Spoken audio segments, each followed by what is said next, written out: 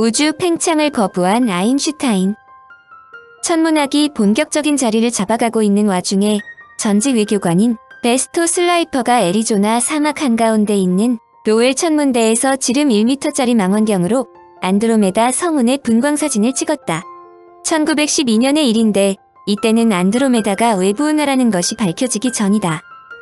당시 먼 우주까지의 거리는 크리스티안 도플러의 도플러 효과로 측정할 수 있는데 슬라이퍼는 어렵게 찍은 스펙트럼을 분석하던 중 매우 당황하지 않을 수 없었다. 안드로메다 성운이 청색 편의를 일으키고 있는데 이를 정확하게 계산하면 안드로메다 성운이 1초에 300km씩 지구 쪽으로 다가오고 있었다. 당시에는 안드로메다 성운이 우리 은하에 있다고 생각했으므로 이렇게 빨리 지구 쪽으로 다가온다면 곧 충돌할 것이 분명했다. 슬라이퍼는 자신이 발견한 것을 확인하기 위해 5년 동안 다른 성운 25개를 골라 분광사진을 찍었다. 그가 성운이라 생각한 것은 추후 모두 외부은하로 밝혀졌지만 그중 21개는 적색 편의를 보이고 4곳은 청색 편의를 보이고 있었다. 21개의 성운은 지구를 피해 멀리 날아가고 있었고 4개는 태양계를 향하고 있었다. 파란색과 빨간색을 비교하면 파란색의 파장이 더 짧다. 그래서 파장이 짧아진다는 것은 파란색 쪽으로 옮겨간다는 뜻으로 청색 편의, 파장이 길어진다는 것은 빨간색 쪽으로 옮겨간다는 뜻으로 적색 편의라 부른다. 빛을 내는 물체가 우리에게 가까이 오면 그 빛은 청색 편의를 일으켰다고 말하고 멀어져 가면 그 빛은 적색 편의를 일으켰다고 한다. 이것은 우주의 모든 천체가 고정되어 있다는 믿음과 맞지 않았다. 만약 그것이 사실이라면 어떤 종류의 도플러 효과도 보이지 않아야 했다. 적어도 도플러 효과가 보이려면 절반은 청색 편의, 절반은 적색 편의를 보여 평형을 이루어야 했다. 이후에도 슬라이퍼는 약 20개의 성운을 관찰했는데 모두 지구로부터 달아나고 있었다. 이때 르메트르는 10여 년 전 슬라이퍼가 성운의 분광사진에서 적색 편의를 발견하고 어떻게 해야 할지 몰라 고민하고 있다는 사실을 알았다. 1초에 1000km나 멀어져가는 성운은 우리 은하 밖에 있는 천체라 생각하는 것이 보다 합리적이었다. 즉 슬라이퍼가 관측한 성운들은 모두 우리 은하 밖에 있는 외부 은하임이 분명한데 이것을 어떻게 해석하느냐이다.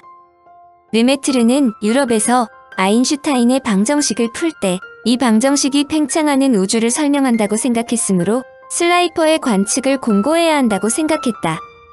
바로 팽창하는 우주이다. 르메트르는 1925년 벨기에로 다시 돌아왔는데 그의 머리에는 팽창하는 우주뿐이었다. 그는 벨기에로 돌아오자마자 자신의 우주 모형을 적은 논문을 발표했다. 공 모양의 우주가 안정된 상태에 있다가 빠르게 팽창하고 어느 순간에 별과 은하가 생기기 시작했다. 그 무렵 팽창이 멈추었다가 다시 빠르게 팽창하여 결국 물질이 없는 우주에 도달한다. 그의 논문은 가만히 있는 고정된 우주가 아니라 시간에 따라 변하는 역동적인 우주이다. 사실 이 논문은 아인슈타인의 우주와 드지터의 우주를 합쳐 놓은 것과 유사하다.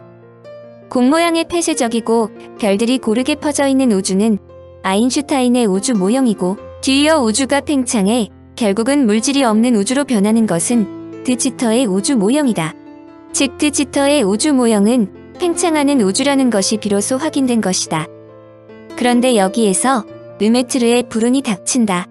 그는 1927년 천문계의 폭탄을 당대에 잘 알려지지 않은 벨기에의 브리셀 과학협회 연보에 기고한 후 스승인 에딩턴에게 보냈다.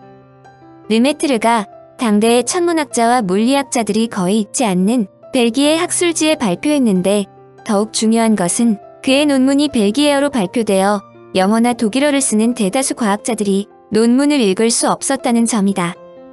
더욱 불행한 것은 그의 논문을 스승인 에딩턴이 읽지 않고 그냥 서랍 속에 넣어둔 후 잊어버렸다는 점이다. 1927년 르메트르는 아인슈타인을 만나기 위해 벨기에의 브뤼셀에서 열리는 솔베이 회의에 참석했다. 이 회의에는 아인슈타인을 비롯하여 마리 큐리, 슈레딩거, 파울리, 하이젠베르크, 디렉, 콤프턴, 보어 등 당대의 최고학자들이 모두 모였다. 르메트르는 자신의 논문을 아인슈타인이 읽게 해달라고 지인을 통해 이야기한 후 회의장 밖에서 아인슈타인을 기다렸다.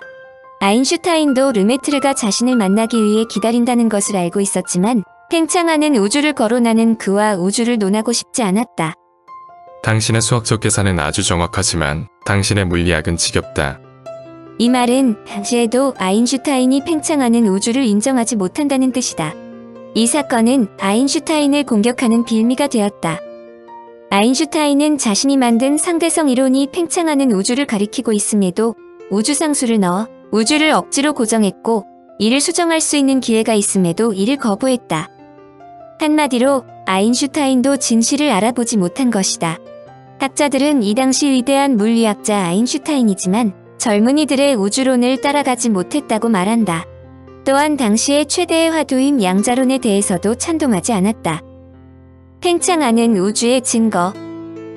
1927년만 해도 우주 팽창에 대한 결정적인 증거가 빈약하여 아인슈타인도 꿈쩍하지 않았는데 1929년 대논쟁의 종지부를 찍을 결정적인 증거가 발표되었다.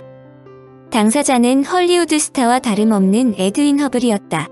그는 사교성도 좋았지만 논문은 완벽해야 한다는 생각을 갖고 1925년 르메트르의 팽창하는 우주에 대해 공감하면서 윌슨 산천문대에서 우주의 모습을 관측하고 있었다. 허블의 노고는 헛되지 않아 수많은 천문 관측 자료를 통해 매우 중요한 것을 발견했다. 외부 은하들이 아무렇게나 우리로부터 멀어져가는 것이 아니라 어떤 규칙이 있다는 것이다.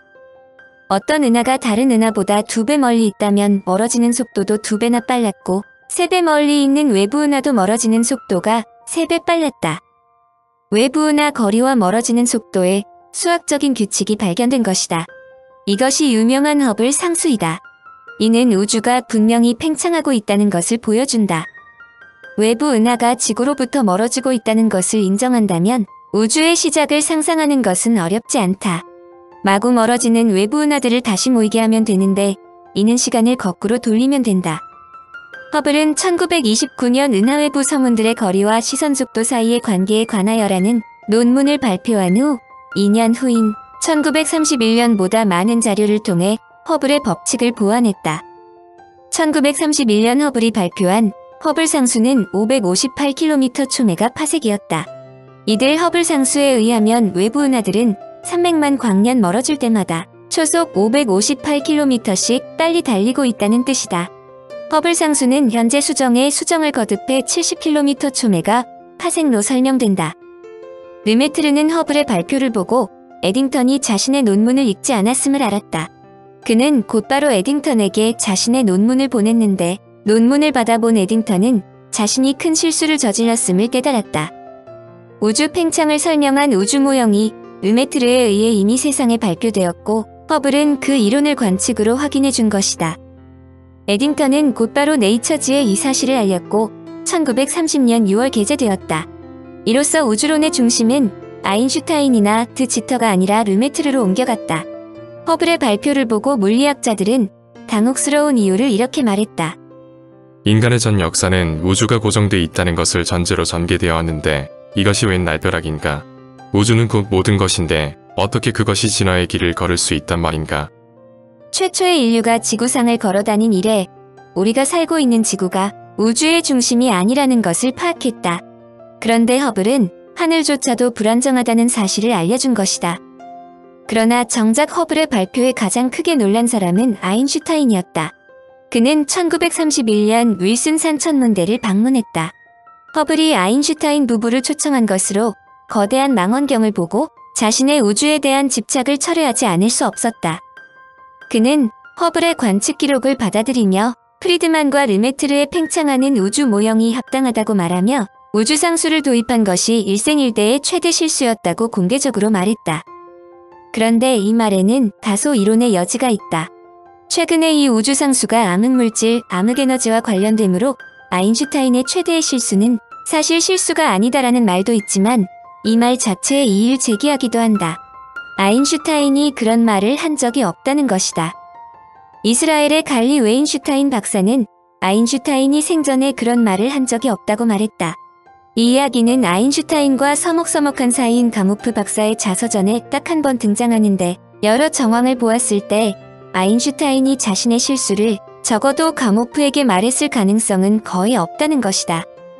그러나 아인슈타인은 사망 직전인 1954년 11월 라이너스 폴링에게 나의 한 가지 가장 큰 실수는 대통령에게 편지를 써서 원자폭탄을 만들라고 한 것이다. 라고 말했다. 결론적으로 그는 우주상수보다 원자폭탄이 그의 인생 최대의 실수였다는 것이다.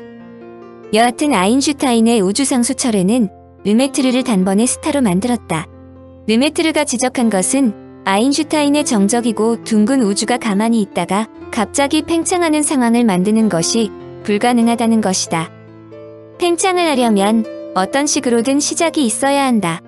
르메트르는 상상을 초월할 정도로 압축된 양자 하나로부터 우주가 시작되었다고 생각하고 이 최초의 양자를 원시 원자라 불렀다. 그는 태양계 크기만한 원시 원자가 언제부터 존재했는지는 알 수 없지만 원시 원자의 평형 상태가 깨지자 그때부터 방사성 원소가 붕괴하듯이 분열을 계속했고 그때마다 물질이 늘어나고 공간도 동시에 커져 오늘날 우주의 모습이 되었다고 생각했다. 즉 원시 원자의 평형이 깨진 순간부터 이 우주가 시작되었다는 것이다. 그는 이런 우주의 시작점을 과거가 없는 지금이라고 표현했는데 이를 어제가 없는 오늘이라고도 말한다.